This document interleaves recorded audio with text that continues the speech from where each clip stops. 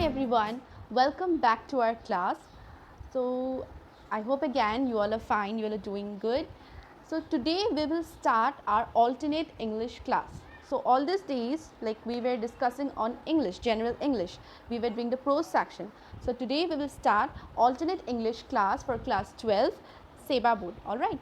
So we will today start with a poem, a very lovely poem. The name is Village Song. You might have heard of the poem before, the name, the Village Song.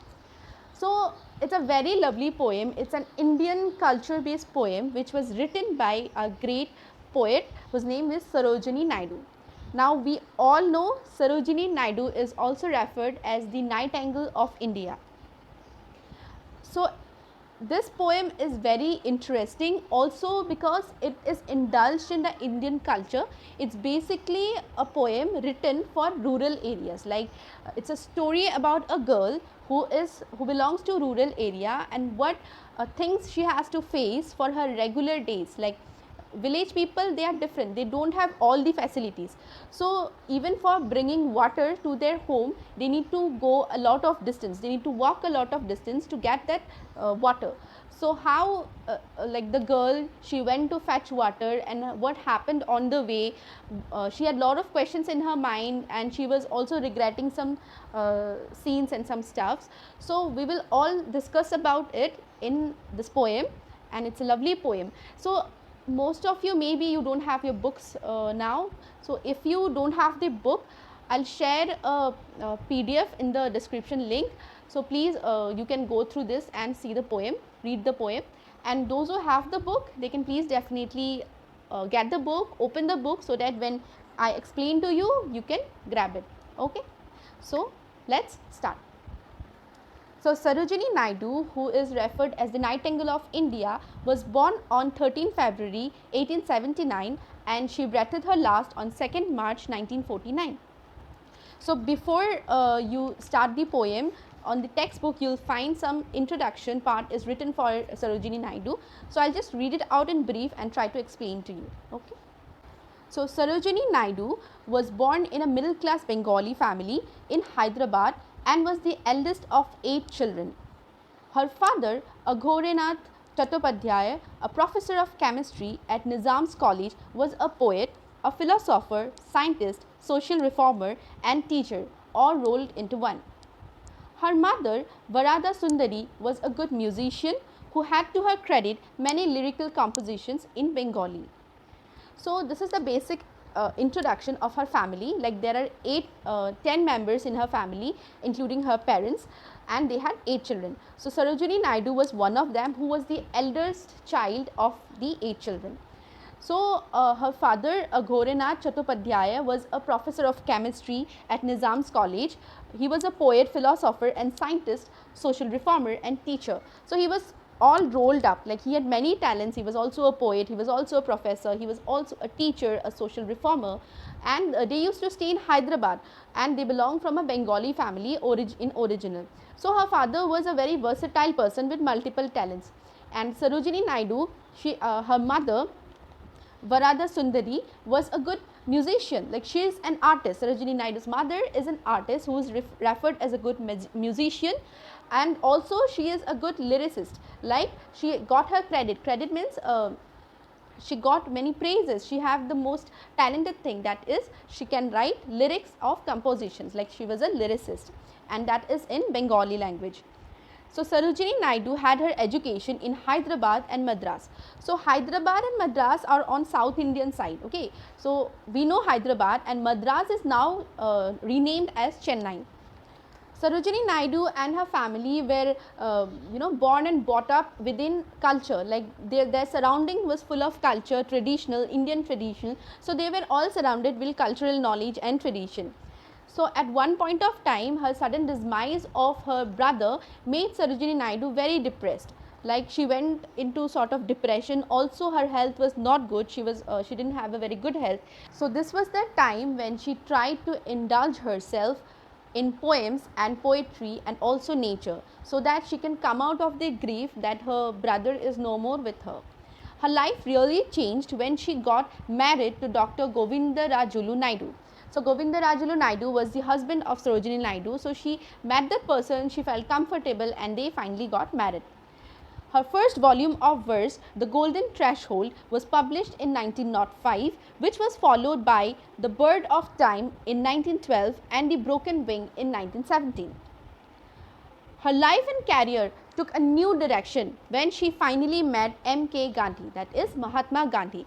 So this was the time when she met Mahatma Gandhi in 1914, and her life and career totally changed. She was a poet, no doubt. She loved nature, she was indulged in culture, she was born and brought up with the surroundings of culture. But when did her career really change? When she met Mahatma Gandhi, the father of our nation. So when she met Mahatma Gandhi, she was more interested in helping the people, she was more interested in being a social reformer. So she tried every possible way for the freedom movement to help India out with Mahatma Gandhi. So Sarojini Naidu became the first president of Indian National Congress, and after independence was also appointed as the first woman governor of Uttar Pradesh. So that's why her life was inspired. Her life was an inspiration to many, and that's why she, for her hard work and all the things that she has done for the freedom of India, and that's why she is regarded as the Nightangle of India. The poem Village Song, written by Sarojini Naidu, is a poem that is based on the rural place of Indian culture. So this poem is basically of a girl, like how she goes to fetch water for her family, for her household, helping her mother out, and what happened on the way. Like she had a lot of questions in her mind, and because of some reason she was late to go back to her home. And for what reasons was she late, and what situations did she imagined, or was she scared of, and why was she late? So all these things we will come up with a discussion over the video. So this was the introductory part of the poet. Now let's come back to the poem. So like we have discussed, Sarojini Naidu was born and brought up with cultural surroundings. She was all based on traditions and culture of India. So her poems or poetries are also a reflection of Indian culture and ideologies. Now what is culture? Culture is basically the custom, the beliefs or ideas that are followed by the people or a community. And ideology is also similar. It's a opinion or ideas that are also followed by individuals or group of people. Now ideology is also referred to as political views or political ideas. Now we will discuss just as a summary of the poem, and then we will go line wise of the poem. Also we will discuss about the meanings of the terms that are used in the poems, what they are actually meant according to the poem. Alright. So the poem Village Song is in the first person, and it narrates of a girl who went to a river. The river is Jamuna river, and it describes the thoughts and fears that the village girl had on her mind when she was returning back to her home. Now after she had filled up the pitchers, like I have said, they are pots to hold water and pour water. So pitchers were supposed to carry to her home by herself. So she was she has filled up the pitchers, and she had this thoughts like, how will I go home now, because it was late. So why was she late? The thing that happened was, in a river you have people who cross the river. So for that you need boat. So there were boatsmen near the river. Now that the river was Jamuna river, like I have said, but one thing was that she has to walk a quite long distance to get to the river, fetch water and go back to her home. Usually on other days by evening she used to reach home by getting the water, but that day one of the boatsmen was singing a song. So it was so melodious song, the voice, the song itself and the atmosphere was so beautiful, so melodious, that a girl, the little village girl, was all tempted to the boatsman's song. Tempted means to get attracted, like she was so much impressed and attracted to the song that she just waited. She thought, I'll just listen to it and later on I can go. But when the song started, it was like he was singing, she got more tempted and she was all wondering and happy to listen to the song. She was in a thoughtful mood. So she couldn't realize that it was already late, it was getting darker, she couldn't realize that. But at one point of time, when she has realized that night has actually approached swiftly, swiftly means fast, quickly. So night has approached swiftly, and then she realized that I am late. Now usually what happens, she has to go to her home, and like her mother and brother were there in her family. So this day, like today, when she was late because of listening to the boatsman's song, now she has to go alone in this dark night. So these were the thoughts that initially that she had in her mind. Now next thought approach is like, how will I go now? Firstly, I am alone. Secondly, I am with this full pitchers, like they are filled with water, I have to carry them. And thirdly, I have to cross all alone through this dark night. And also on the other side, her mother and her brother, they will be worried, and they will think that why is she late, why is she lingering. Lingering means to get late, to delay, alright. So on the way, lot of things happen. She had thoughts of a snake, she had thoughts of spirits, evil spirits, then also she has thoughts of crane, owls, birds and all those stuff. So she was all frightened and scared, because she thought that how would I reach home now? Like I have so many obstacles on my way, it's dark, I am alone, I have heavy filled pitchers with me, and if I am not even dead by the snake, I will be definitely dead by the evil spirit. So all these things were coming on her mind, and she chanted, Ram Re Ram, I shall die. So Ram is Lord Rama, whom she is referring and whom she worships, and she said then I will definitely die. So why this chanting things came on? Because whenever we are too happy, or whenever we are sad or in danger, the God that we worship, it automatically comes on our mouth, like we say, please God save us. So like we are saying God, here she had said Ram, that is Lord Rama. So we will now start the poem and read line wise, and I will explain to you. I will also give the meaning down and also in the description box. So let us start. So this poem starts with, full are my pitchers and far to carry, lone is the way and long, why, oh why was I tempted to tarry, lured by the boatsman's song. So the first 4 lines, it tells us that full are my pitchers, that means my pitchers are full, the pots that where I am carrying water is full, and it's far to carry, like my home is far, I have to carry the full pitchers to my home. Lone is the way and long, lone means I am alone, I have to carry it all alone, and the way is long, like I have to travel to the entire place, entire road all alone. Why, oh why was I tempted to tarry, lured by the boatsman's song. Like she questions herself that why did I listen to the boatsman's song, why did I didn't see what time it was getting dark, and why I tarry. Tarry means to stay or to delay, like why did I delay. So she was regretting, and she was saying that I wish I would have not listened to the boatsman's songs, then it won't be late and I would have reached home by now. But since I have stayed and listened to the boatsman's song, now it's late and I have to face all this now. I have to now travel all alone in this dark night. So the next line starts with, swiftly the shadows of night are falling, here, oh here is the white crane calling. So she has mentioned that swiftly, that means fast, quickly, like I have already said. So the night is falling quickly, and she hears a sound like here, H-E-A-R, here, oh here is the white crane calling. So crane is basically a bird who have long legs and also long neck. So they are white in color. You might have seen the birds in white in color with long legs and long neck, where they they are over the river and they grab the fishes, like the fish. So you might have seen that. I will give the picture here, you can see what a crane is. Alright. Is it the wild owl's cry? There are not tender moonbeams to light me. If in the darkness a serpent should bite me, or if an evil spirit should smite me, Ram Re Ram, I shall die. So here it's mentioned that is it the wild owl's cry? That means she has this thoughts and question in her mind, like whose voice is this? Is this the wild owl who's saying out loud, who's crying out loud? Owl, we know what's an owl. Look here. So wild owl means something which is not good, Like, if so, imagine yourself all alone in a dark place where no one is there and you can hear some sounds. How scared will you be? At least you will have questions in your mind, like who's that?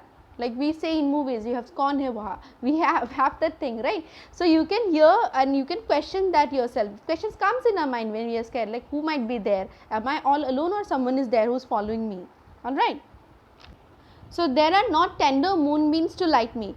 Tender means soft moonlight. Okay, moonbeams are some rays of light that falls. So she said that there are not tender moonbeams. That means the moonlight or the moon that day was not very bright. Okay, it was really very dark. So she said that even the moon is not there to light me up, to show me the way, to give me some ray of light. It was totally a dark night that day. If in the darkness a serpent should bite me, or if an evil spirit should smite me, Ram de Ram, I shall die. So next thought, after hearing the sounds of the crane, which she also imagined, like who is it? Is it the wild owl? That means an evil sign that something bad is happening to me in this dark night. So she had the next thought of, will there be any like snake who would bite me? Like, in a forest or in a dark place, we have lots of thoughts, like someone is following us, or is there someone nearby us or watching us even. So she even thought that what will happen if I get a snake in front of me? Like if I get a snake in front of me, what shall I do? Will it bite me? So she had all these deadly feelings within herself, deadly thoughts, that she is saying either there is something bad happening to me, that will happen to me. If there is a snake, then I will definitely die because it will bite me and I can run out or run off a snake. Okay. See, she also mentioned that there will be evil spirits who might smite me. Evil spirits means ghost, some paranormal thing that will smite me. Smite me means harm me. Okay. So she thought that the evils will, they will throw some charms on her, or she will be haunted by the evil spirit. There will be ghosts or some paranormal. Paranormal means supernatural. Okay. So paranormal thing will be there who will attack her basically. So besides from animals, besides from wild owls, besides from reptiles, besides from snakes, there will be also ghosts that she will be harmed with. So she has all the possible deadly thoughts that is possible on her way to home. She is thinking all this and she is scared because of this, and she regrets that why did I listen to the boatsman song and stayed up so late. I wish I would have not listened, and by this time I would have reached home. So these were the thoughts that were in her mind. The next paragraph says, my brother will murmur, why does she linger? My mother will wait and weep, saying, oh safe, may the Lord great gods bring her, the Jamuna's waters are deep. So she had her brother in her family and also her mother. So she thought that my brother will murmur. Murmur means sometimes when we are angry or worried, we just keep saying words like what happened, like we say, keep saying things, not loudly but in a soft voice and within ourselves, in a fast voice. So her brother would murmur that why does she linger? Linger means late. Why is she late? Why is she delaying home back? So this is what her brother's reaction would be, she has imagined, and her mother's reaction would be that she will be sad, she will be worried, tense, and she will weep. Weep means she will cry. Why cry? Because mothers' feelings are emotional. They always pray for the safety of their child. Now when her daughter was late, which usually she reached home in time, and today she is late, it's already dark outside, what happened to my daughter? Your parents, your mother especially have that feeling that what happened to my child, why is my child late today, is he okay or she okay? So that's why her mother was thinking that the Jamuna's waters is very deep, and she have all those things, negative things coming in her mind, that the water is very deep, is my daughter okay, that something bad happened to her. So she prays to the great God that please bring my daughter back to home safely without anything happening to her, so that my daughter is home safe. So all she can do is pray, and she was also weeping. She was sad, she was tense, she was worried. There are not technologies in villages, and see, it's not like she will just grab her cell phone and call her daughter, where are you? There are not so technologically advanced at village or rural places. especially in India. So, in India especially most of the village peoples are still lacking behind in technological development, and also some places are still without electricity. So, you can imagine how their life is, how hard and how underdeveloped their life is. They are not getting facilities till now. Some of the villages still exist in this century. So, this is one of the village story that Sarojini Naidu wants to tell us, that there was a girl whose mother was worried because they didn't have any information where their daughter is she okay even, or is she on her way back home, alright. So, the next sentence says, the Jamuna's water rush by so quickly, the shadows of evening gather so thickly, like black birds in the sky.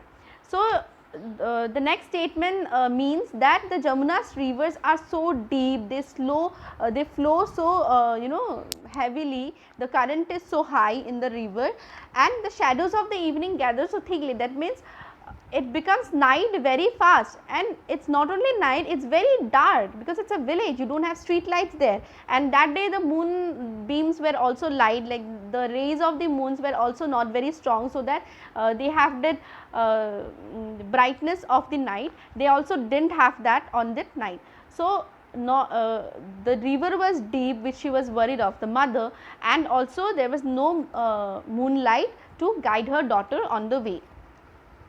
So, like blackbirds in the sky, blackbirds means here blackbirds are referred to the owl, the cranes. So, there were all birds over the sky, which was a very haunted kind of scene, like it was dark, there were birds, it was windy, there was no light, no moonlight, which made her mother feel very worried, very stressed, and that is why in tension and worry she was weeping. Weeping means she was crying for her daughter to reach home safely. Oh, if a storm breaks, what will betide me? Safe from the lightning, where shall I hide me? So, she mentioned that what will happen if a storm breaks now. Storm means rain, heavy rainfall with thunders and lightnings. So, she said like, see, she has feelings of all the darkness, there was no moonlight, the animals, the birds, the reptiles, even the evil spirit, ghost. She had all those things on her mind, and the next thing that she had on her mind is, now what about the weather? Everything is going bad in her mind, and now she has thought of what will happen to the weather. If the weather is bad now, if a storm comes now in a dark night where lightning is there, thunder is there, I am all alone, no one is there, and the wind is there, what will happen? What will happen to me? How will I save myself? Like what will betide me? Betide means what will happen to me. This is the word betide means.